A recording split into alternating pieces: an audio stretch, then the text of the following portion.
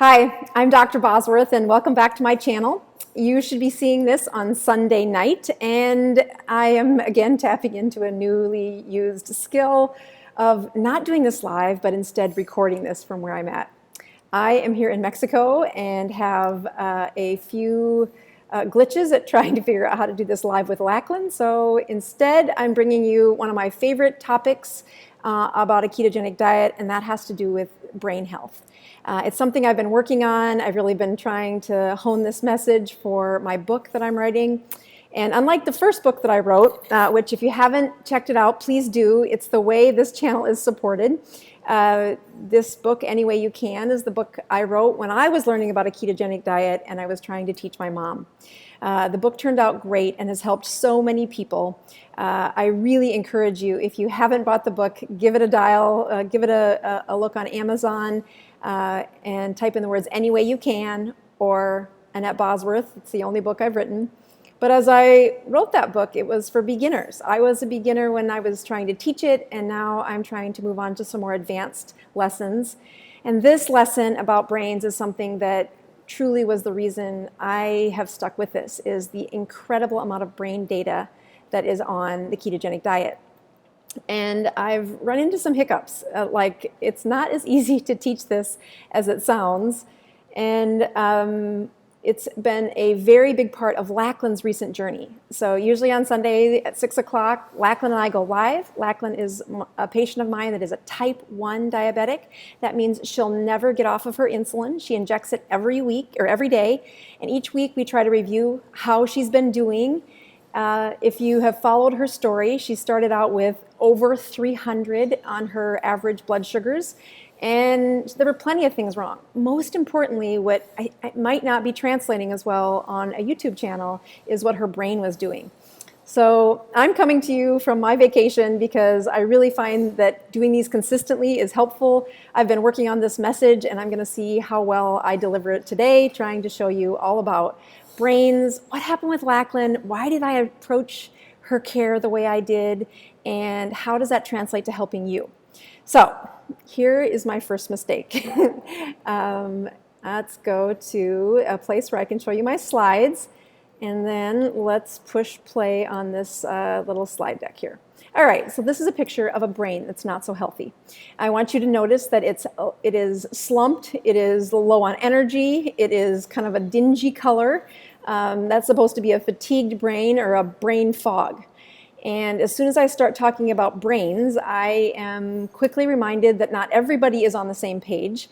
I want my patient's brain and Lachlan's brain and my parents' brain and my brain to be filled with energy, to be filled with rejuvenation, to be alive. This brain is much more pink, it's more alive, it can function better. And I think everybody understands what I'm saying when I say I am looking at healthy brains. But it only took this past week where I Googled know your audience somewhere, and there was I grew up on a farm. There was a recent report that came out to Americans, where does brown milk come from? Meaning, where does chocolate milk come from? And they polled several hundred Americans, this was about a year ago, and found that 8% of you think that brown milk comes from brown cows. I grew up on a farm, and it was a very impressive message to me that do not be deceived. When you think you know your audience, make sure you start simple before you advance into some of these lingo or the terminology that is very, very easy for me, but may not be for everybody else. Just because I can't help it, I just want everybody to know this is a Holstein cow, it's a girl cow, and that's where milk comes from. That's where milk comes from. Even if it's pink milk or brown milk, it all comes from cows like this. That's your public service announcement. So, all right, off of the farm and into your brains.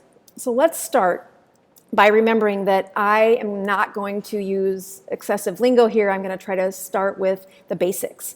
And one important message that you need to know is that your brain has two fuel sources. It has a glucose fuel and it has a ketone fuel. So in my little videos, I use these red squares as a way to point out glucose. It's not an accident that the glucose here is happy, because glucose does give us energy. But then there's two other guys with that glucose that are kind of grumpy or tired, and one that's even fallen asleep. If you kind of look closer at some of the other images, there's an irritable one, there's a crabby one, there's a brain that's not working right. So I use that word glucose, and then I use these to represent ketones. Again, all three of these ketones are filled with energy. Their eyes are wide open, they're bright blue, and they're working together. They're not separate. So when you look at ketones and how they fuel your body, not just your brain, it is a much longer, deeper, continuous fuel. And there are lots of positive things that come from using ketones as a fuel. It just takes time to do that. So as I was testing this message out on my kids, I instantly realized that I'm using the word glucose, and that means I expect everybody to know where glucose comes from. And that was my first mistake. Glucose is a wonderful word, and I use it all the time, but what I'm really saying is when you look at glucose, glucose is the sugar energy, the carbohydrate energy that's floating around in your blood. And if you look at the smattering of words here, the kind of foods that give you carbohydrates all are filled with your attention on the food pyramid. So for instance, the carbohydrates found in granola bars sound really healthy, and I gave those to my kids for years. I gave them bran muffins, I fed them milk, I gave them yogurt, I gave them other cereals, I had salad, I did not give them wine, but bread, oatmeal, ice cream, desserts, ketchup, beans, potatoes, bananas. Bananas have a very good marketing team. Their sugar source is really quick, and everybody looks at a banana and says they're healthy. The carrots are very much a high carbohydrate vegetable, and many of the vegetables that we eat become so processed and get cooked so much that they're more carbohydrate than anything else. And as much as when I say glucose, I'm thinking of all of these foods in my mind, and I expect the advanced people in a ketogenic diet to be able to connect those. I think my kids are kind of advanced when it comes to a ketogenic diet, and when they struggled to get some of these answers right, I knew I had to back up a little bit and make sure that everybody knows that Holsteins are where cows come from. Ketones are again, something I think everybody knows where ketones come from. Ketones are, again, this energy source that we find in our system, and they come from fat. Now, as your body gets keto adapted, I want that fat to be the fat that's found in your love handles, the fat that's found in your tummy, the fat that's found around your heart. But at first, we need our bodies to be eating fat to shift the chemistry. So when I say ketones, and I talk about the food that goes with ketones, these are the kinds of foods that I think everybody should jump to the conclusion of. Whether that's sour cream, fatty fish, chicken wings, as long as you eat the skin, because there's a lot of fat with that. Sardines in oil. You're never going to see me skip an opportunity to promote liverwurst, because it is a great resource. My kids have had their daily dose or weekly dose of liverwurst this week. Butter, bacon, ribs, as long as there's not a lot of sauce on it, so a dry rub for your ribs. The oils that you use to cook with, but make sure they're not seed oils. Most of the seed oils out there, I have far too many inflammatory type of fats. So, the most seedy oil that I think of is an avocado, but lard, tallow, mayonnaise, be sure to look at the labels that the mayonnaise comes with low carbs. And of course, then there's the ever popular egg, been around for thousands of years and been on the human diet for so long that the test of time wins out, even if there's been a recent article saying, hey, eggs are bad for you. Be careful, time wins.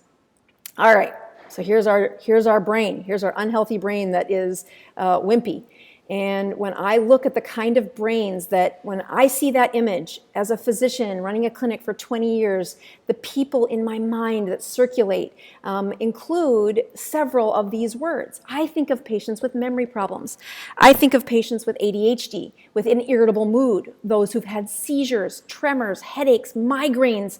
Maybe they can't seem to do math in their head anymore. Maybe they have Parkinson's. Maybe they can't focus. Some of them have anxiety, depression, concentration injuries, or concentration problems, and brain injuries. They've just had a concussion and their brain is swollen. They've had excessive sugars in their brain and their brain is swollen. They're alcoholic and their brain is swollen. So I think of brain injuries. But when I see that slumpy, irritable brain, I instantly think of what happens of the patients behind the stories of brains that aren't working well. All right, so let's get back to our brains having two sources of fuel. So here's the brain that we want to have, this nice, happy, pink, cheerful, concentrating, focused, nicely sleeping and waking energy kind of brain. The studies that we're going to talk about have to do with this brain that has both ketones and glucose floating around your circulation. So in this blood vessel here, you can see those red blood cells circulating, but you can also see our glucose squares in the circulation, and you can see ketones in the circulation. So if we go into brains, it is a unique part of our body where the brain cannot take fat and make ketones. It can use ketones for fuel, but it cannot make ketones out of fat. So it's one of the few places in the body that can't happen. The liver is the superstar when it comes to making ketones, but the blood-brain barrier, which is the difference between that blood that's floating there and the brain, there are several protective mechanisms in our body to keep what's in circulation out of our brain. And we have lots of energy and science put into studying what ends up in our brains.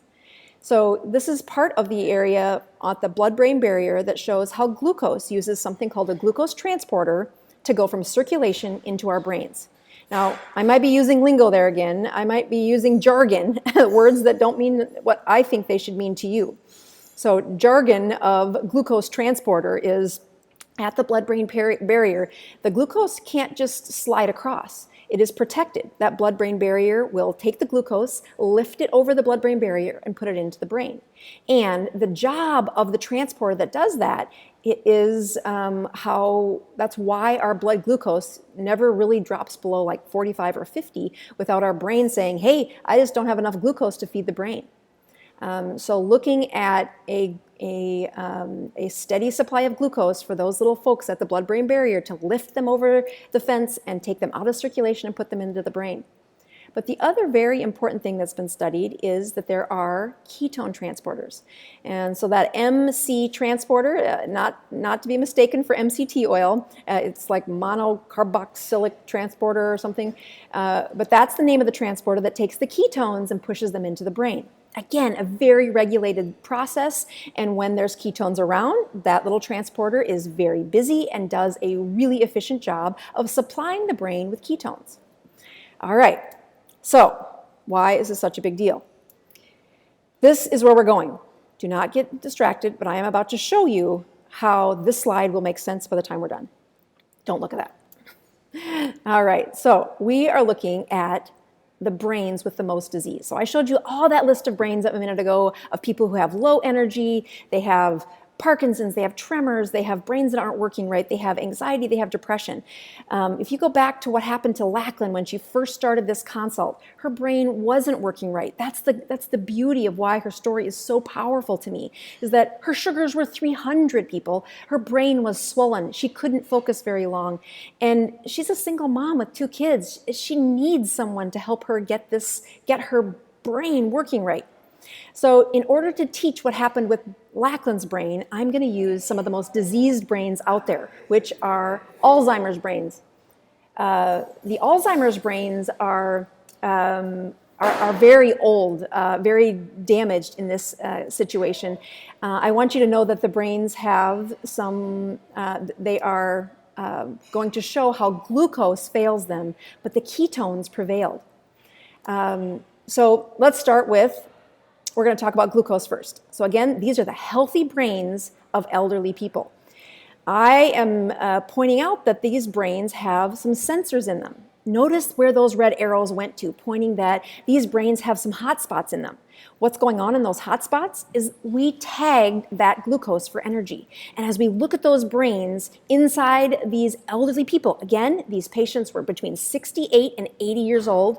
And I think it's worthy of noting that they weren't overweight. Their body mass index was 26, healthy being a normal weight, but their elderly body was not obese. They were not overweight. So again, not like Lachlan, who's had high sugars and has been struggling with her weight for several years because of her type 1 diabetes. These are elderly brains, and these are the healthy people. They did not test positive for any of those memory problems. Notice those red spots, because that's going to be really important as we go through these next two pictures. What I'm pointing out here is those are the areas that are burning really hot for using glucose. Again, you'll notice that that's the prefrontal cortex. Maybe you don't notice that. Prefrontal cortex is the part right behind your forehead. And these are the advanced areas that our brain uses to really, separate us from every other being on the planet. Those parts of our brain burn glucose, and we can do more advanced skills with our brains than any other living being on planet Earth. So looking at that prefrontal cortex, that's where a lot of that glucose goes. Now watch closely as I show you what happened with memory problems. So now you can see a little less of that glucose is positive and there's more yellow. Now there's even some areas that have green as the way they're representing their energy. The green energy means that they're on the lower spectrum for burning glucose. Remember, these people have mild memory problems. I'm just going to show you that one more time. I'm going to go back to healthy brains. Now watch carefully what happens with the red and the yellow as I move forward. That red gets a little lighter and the yellow gets to be more prominent with those mild memory problems. I know that's subtle, but just hang in there. I'm going to drive this point home. Let's move on now to the people who have Alzheimer's. Again, they're between 68 and 80 years old and they're not fat. Now look at how much of that brain is green. Again, a very low area. There's even a little bit of blue there that says it's incredibly hungry for energy. These elderly people have low glucose, low delivery for the energy the brain is asking for. You could in many ways say that these Alzheimer's brains are hungry. Their cells are asking for glucose. They're burning very low glucose because their brain is resistant to it. And we know that many times Alzheimer's is called type 3 diabetes because of how it's not efficiently using glucose for energy anymore. It needs help. All right, hang in there with me. This is where this gets interesting. Now we're going to switch to the use of ketones. Again, these ketones are burning energy for fuel, and we know that those energy ketones are going to be longer acting, and they are, again, you can't make them in the brain. You had to pull them from the circulation into the body. So here are those same healthy brains. Again, our elderly people, not overweight. Healthy brains, they tested normal on their memory tests. And these people had ketones floating in their circulation for 4 to 6 weeks. They go into the scanner and they look at the areas of the brain that are using that are using ketones. So look at the yellow and the green in these healthy brains of these elderly people who have normal memory tests, but look how much of their brain is using ketones. Only a couple little distils there for the blue areas, which would be a very low amount of energy coming from ketones. Now watch carefully what happens when I show you what happens with the mild memory problems. Mild memory problems now turn into more yellow and less green. So now there's a higher percentage of their brain burning ketones. Again, when we compare these brains to the ones who had normal memory, we see that several of the cells in their brain, have turned up the resources for burning ketones. This is a huge but subtle finding. And then I want you to compare it to what happens to those who have Alzheimer's. And that is where you'll see that there are red areas in the Alzheimer's brains seeking a very high level of ketone burning in their brain. This is an incredible issue that I hope I can drive home to those people looking at this online and remembering that brains have specific rules. Now we've got the most diseased brains, this Alzheimer brain, and it is using a very intense and high level of ketones. Well, why would it do that? All right, so here's just a look of all of those scans together. I just want you to carefully look at the column where the glucose was the ones on the left, and the ketones are the ones over on the right. And the healthy brains had some hot spots for glucose, but it had some moderate to low ketone burning, meaning it used ketones, but it wasn't really as intense as what happens when the memory problems got worse. The brain started recruiting more and more cells to step up its production of ketones. By the time you get to Alzheimer's, again, these are institutionalized Alzheimer's disease patients, very advanced brain diseases, and look at how many, look at that lower right-hand corner where there are red spots for that Alzheimer's disease. I think just to drive it home, I want to make sure that you see that the brains that were starving for fuel, they had widespread ketone burning. They had yellow and green everywhere with some spots of red. Their brains, as much as we've called them disease, as much as we've said this Alzheimer's brain isn't working very well, they are institutionalized. They cannot take care of themselves. There is a hidden message here that when their brains cannot satisfy the energy that is needed because it has been using glucose only for such a long time, that transition isn't mandatory. There are options for these patients' brains. So, all right, why do I care about this? Let's just make sure I am driving this home to everybody out there for just a recap. So again, this is a huge difference between what happens with brains of a severe issue like Alzheimer's. Alzheimer's is incredibly sad. It is something where patients end up in the depths of their lives, the end of their life, the depths of their brain function. And if you ask, as much as people were polled about where does brown milk come from, when you polled what is one of the greatest fears for baby boomers as they age, they know that their brains are the key to survival for the next 20 years. And when we watch what happens to a diseased brain, Alzheimer's is on the #1 fear list. And that study, we're going to finish the closing loop here in just a second, that study shows us there is a trick to what happens to diseased brains. So let me see if I can finish driving this home by giving you the last few slides here, because Lachlan's brain doesn't have Alzheimer's. Why am I comparing Lachlan's brain to the Alzheimer's brain? And it's because we have learned about the advanced skills of our brain by studying those with the worst problems of an Alzheimer's brain in an elderly person. So let's go back and show you again what happens as we drive this message home. Okay, so here's our 2 fuels. Remember this? Got 2 fuels that burn in our brains. We're going to have happy brains. We are going to use a circulation that has both ketones and glucose in it. So these folks in that study, they didn't just wake up one day in ketosis. We supplemented and put ketones into their body. They were really good at putting glucose into their brain. At all 3 ages, all of them used glucose for fuel. Without that, people die, so they did a good job.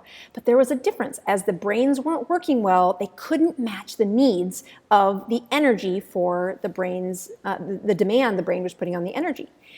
When we added ketones, the little receptor that keeps kind of as sleepy if you haven't had any ketones in your circulation, we woke it up by just giving the patients supplements of a ketogenic diet, or of BHB, that's called ketones in a can is what I call them. And we turned on that receptor that takes it out of the circulation and puts it into the brain. After that brain has been exposed, we found that the brain actually preferred to use ketones over the glucose. So this slide shows you there is glucose along the side there in those red squares, and as the glucose was decreased in their body, the brain, okay, let's try that again. Ketones were sparing the brain glucose uptake. So as we were looking at those 2 receptors, which ones were more efficient at fueling the brain? As the blood glucose was decreasing, and the ketones were increasing. Okay, I gotta say that one more time. As the ketones were increasing, we saw that the ketone receptor right there at that blood-brain barrier was more efficiently taking the ketones out of circulation and putting them into the brain. This process was in trade for as much glucose.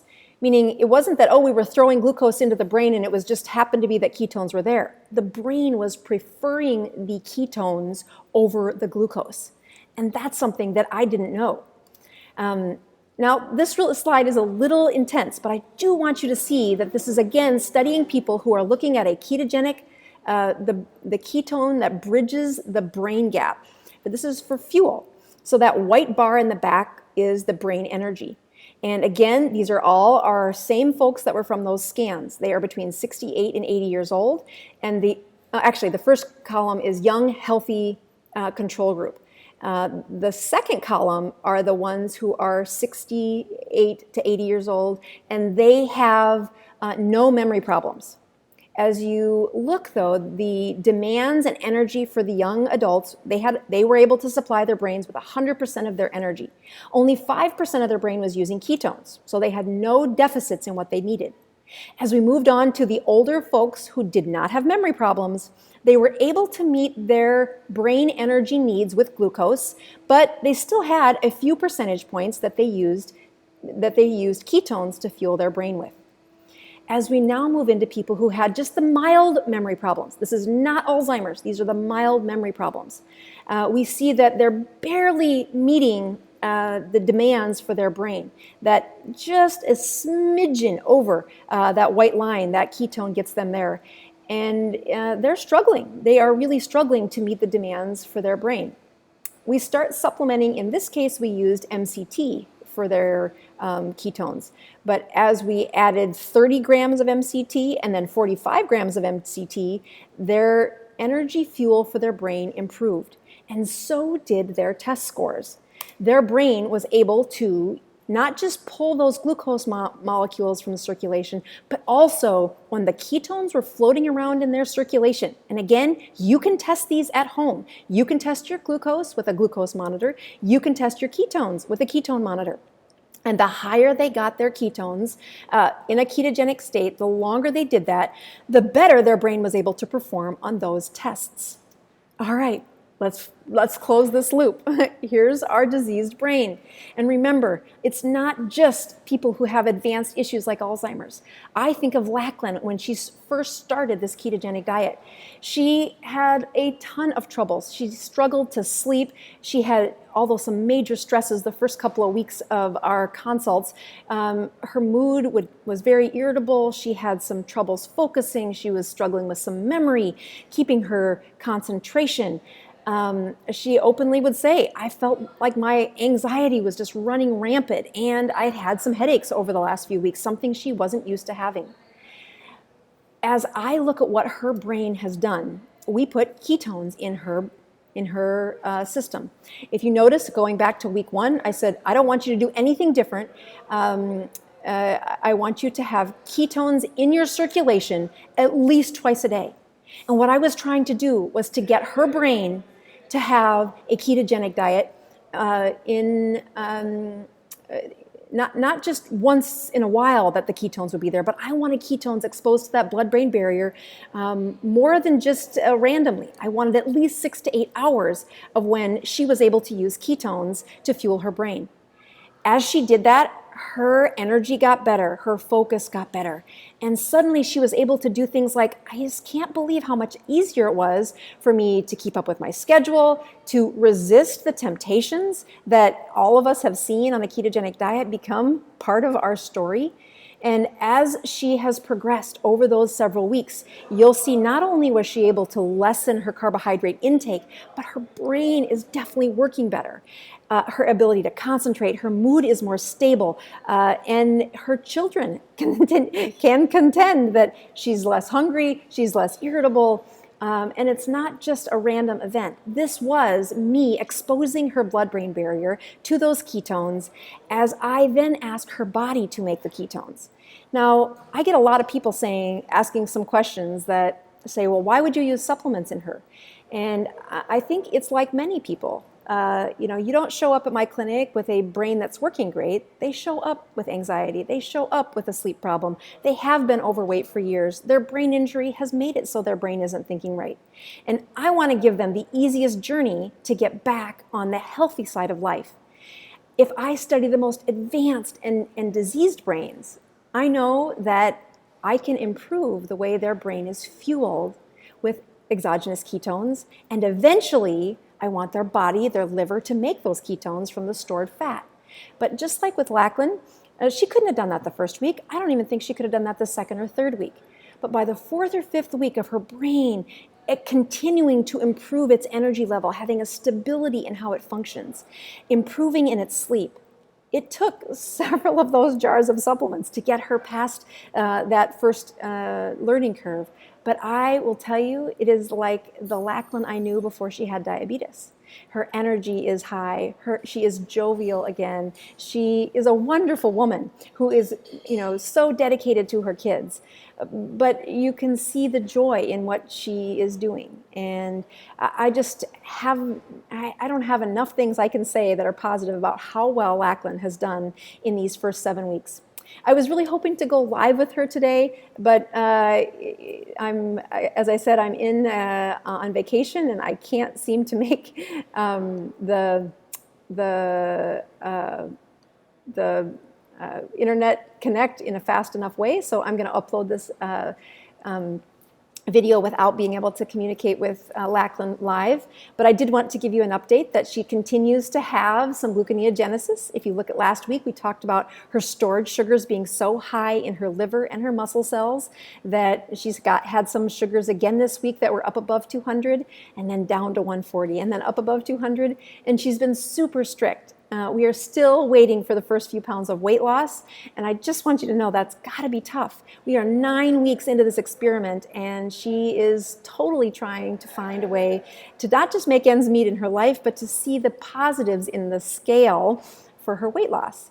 Now, she's the first to admit that the overall feeling of health has made it so she'll never go back to what she was doing. And I have these goals of getting her lab numbers to be super impressive in the first 90 days of her ketogenic diet, specifically to help prove not just to her, but to her endocrinologist and to other type 1 diabetics that this is possible. Even if you just start out really messy, really just biohacking, you can find an improvement in their glucose control. And I contend it has everything to do with your brain. So maybe that's how we get Americans, all 100% of Americans, to know that brown milk comes from Holsteins. But maybe we also need to have ketones in people whose brains aren't working right. So there's in the show notes below. If you haven't bought my book, please, that's how we support this channel. It's how I try to do as many of the acts of kindness and acts of service for Lachlan. If you didn't tune in last week, following Lachlan on Instagram is actually really helpful. She's trying to grow a following, not just to teach the ketogenic diet, but also she has she does hair for a living. She does my hair. Of note, she has told me that if I go into that float again, I need to wear a swim cap because it really dried out my hair. And then, Lachlan has bills to beat too. She is incredibly generous for getting on a live production with her doctor in all of her messiness, in all of the places where, life isn't easy, and she's super transparent. She's been very willing to share her pain, her agony, and, the lack of being able to lose that first pound is something that's hard for her. But she's still showing up. And, last week I put this website up to say if you could be supportive of Lachlan, it would really make the difference in her life. And she's trying really hard not to get a second job to kind of make ends meet. And if we can be supportive of her, it would be all the better that I can keep seeing her on Sunday nights and not have to try to work around her schedule of another job. So again, single mom of 2 wonderful boys, and she is imprinting on them on how to eat and not have a life of diabetes. But in addition, she's teaching you. She's teaching you by you watching this. So I just wanted to point out a few things that I like of Lachlan's, just in case you click on that website. I think last week only 6 people clicked on it. So if you were one of the 6, thank you so much for being supportive of her. But yeah, so this is the Restyle Sculpting Taffy. And yeah, you can see that I use it. One of my favorites. She also has something called rejuvenation beads, which is what I'm doing to fix the incredibly dry hair that I've had from doing all those magnesium floats. And I got a swim cap. And then the other one I really like is something called the Moxie. And it's just a mousse that is really helps with adding volume to my hair. So I just thought I'd share the products that she has encouraged that I use on my hair as a way to say anything you can do to support Lachlan. We don't want to lose her as our patient. She's doing so well. And I think the teachable moments that she provides all of us are worthy of, rewarding her by following her on Instagram and using her business as another way we can say thank you. All right, so I'm Dr. Boz. I'm signing off from Mexico, not live, but I think we did it. All right, I'm improving your health one ketone at a time. Until next week, thanks for tuning in.